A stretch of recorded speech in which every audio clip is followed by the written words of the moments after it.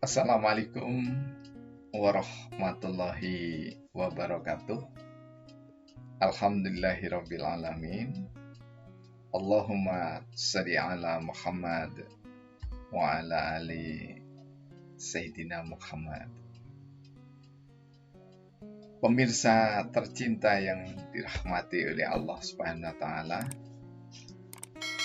bertemu kembali kita dalam rangkaian berpikir dengan kolbu serial Hikmatologi.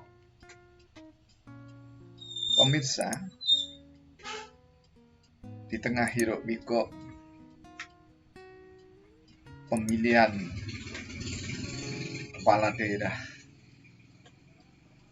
yang dilaksanakan secara serentak, insya Allah bulan Desember 2020. Harapannya tentu mudah-mudahan rakyat mampu untuk memilih calon pemimpin, sehingga nanti pada gilirannya benar-benar memiliki pemimpin yang tidak saja mampu untuk menata laksana kuasa atau tahta, tapi mampu untuk menjadi pengayom seluruh masyarakat, bahkan teladan terbaik di tengah masyarakat. Nah, kali ini kita akan mencoba mencermati kehidupan sosial keagamaan kita dalam rangka sebagai bagian proses kita sebagai anak bangsa.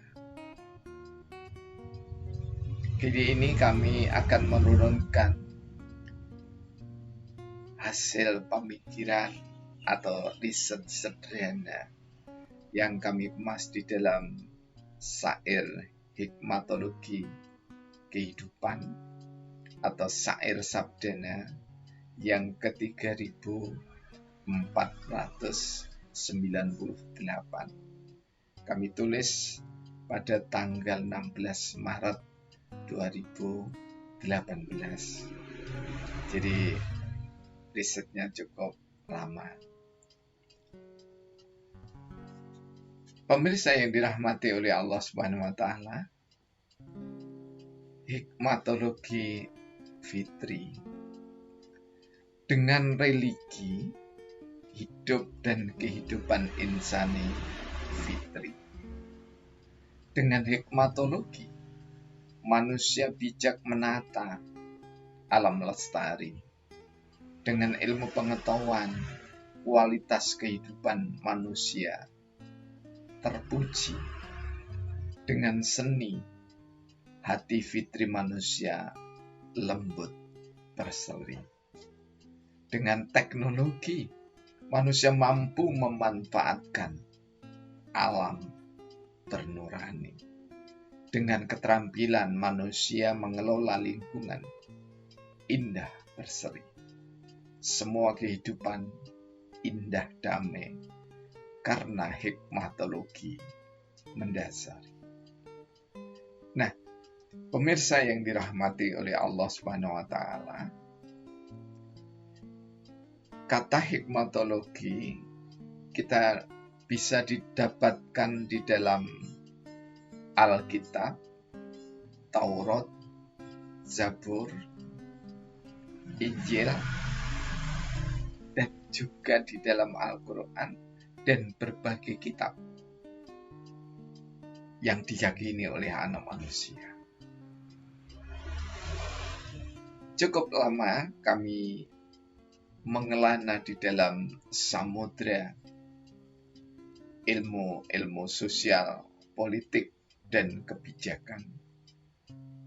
Akhirnya di tahun 2009 barulah kami mendapatkan kata kunci, yakni al-hikmah.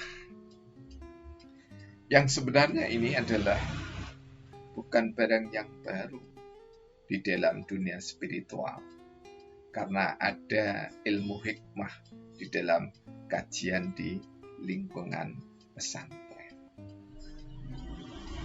Namun di lingkungan ilmu-ilmu sosial, bahkan insya Allah sains dan teknologi masih belum menjadi bagian dari peradaban keilmuan sains dan teknologi. Pemirsa, dengan religi hidup dan kehidupan insani fitri, ini bagi yang mukmin bisa melihat di dalam surah Al-Jathiyah ayat 23 atau surat ke-40. Mengapa di sini kami katakan religi hidup dan kehidupan? Kemudian dengan religi itu maka manusia hidup menjadi fitri. Mengapa? Karena manusia rata-rata secara wajar ingin mempertahankan fitrahnya, yakni damai, sejuk, nyaman, aman, terlindungi. Dan ini dalam ungkapan tembang Jawa ada di dalam Mas Kumambang. Disebut Mas Kumambang karena mulai dari sebelum berbentuk janin masih gumpalan daging kecil, sampai dengan menjadi janin ditiupkannya roh, manusia dalam keadaan aman, terkendali, damai, sejahtera. Inilah fitri. Makanya dengan agama apapun seharusnya dunia ini damai, karena tidak ada agama yang tidak mengajarkan kedamaian. Dan Pancasila sebagai ideologi terbuka, seperti Islam sebagai syariat yang terbuka dalam makna untuk dikunjungi oleh setiap cendekiawan atau ulama yang memiliki ragam bidang ilmu, maka akan mengayahkan religi kita. Dengan hikmatologi manusia bijak menata alam lestari. Artinya bahwa merujuk pada surah Al-Baqarah 269.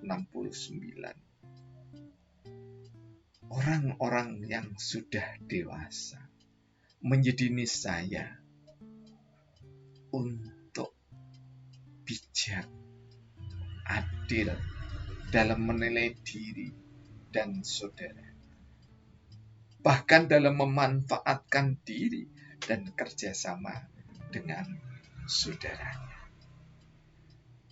Hanya orang-orang yang memiliki hati nurani yang dapat berpikir secara jernih. Dan kejernihan berpikir itu, betapapun beda di dalam agama serta kepercayaan, akan bisa bertemu. Karena hakikat kita dalam pergaulan sosial tidak lain karena perbedaan sekaligus karena kesamaan. Dengan ilmu pengetahuan, kualitas kehidupan manusia terpuji. Bahkan di dalam Islam dikatakan semuanya harus berlambat ilmu pengetahuan. Man arada dunya fa'alaihi bil ilmi, wa man arada akhirah fa'alaihi bil ilmi, wa man aradahuma fa'alaihi bil ilmi. Ingin bahagia, tenang, damai di dunia dengan ilmu, damai di akhirat dengan ilmu, damai di dunia dan akhirat dengan ilmu.